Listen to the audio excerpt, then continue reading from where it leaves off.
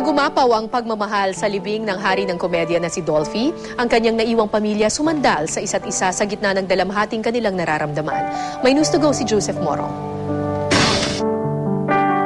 Mag-alas 2 ng hapon, ibinaba ang kabaong ni Mang Dolphy mula sa chapel. Sa gitna ng tirik na araw, tila kumikislap ang kanyang ataul, singtingkad marahil ng buhay niya.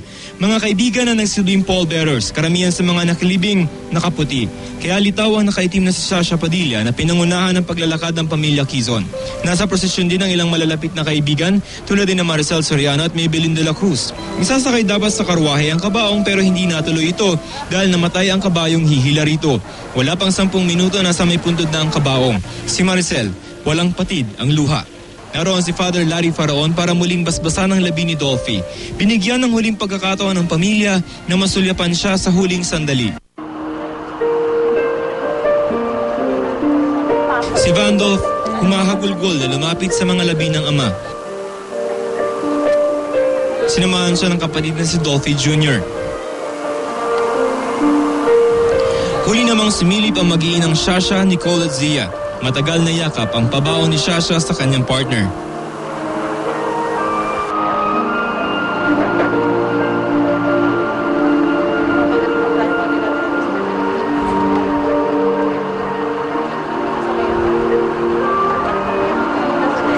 Si Manila Mayor Lim sumaludo at kasamang nagsara ng kabaong bago ipasok ito sa nicho. Mahigpit ang yakap ni Vandolph sa kuyang si Eric. Huling binasbasan ng kabaong ni Dolphy at nag-alin ng bulaklak ang kanyang mga mahal sa buhay. Ito yung katabi niya.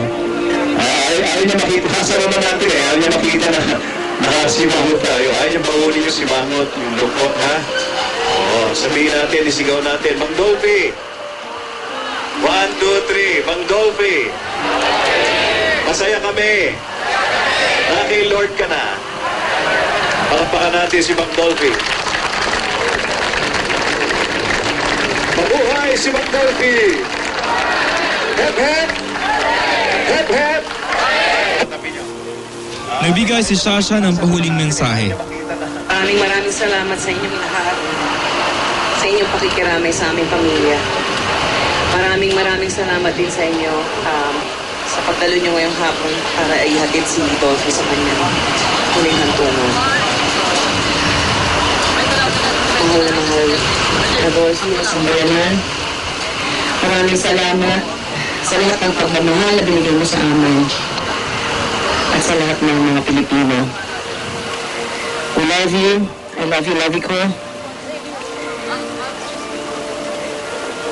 Until we meet again.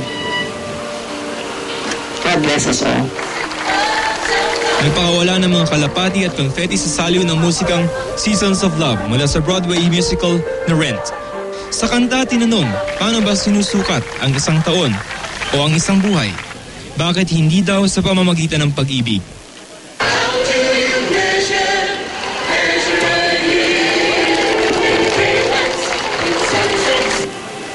Sa kaso ni Mang Dolphy, sa mga halakhak na iiwan na nag-iisang comedy king sa sambayanan.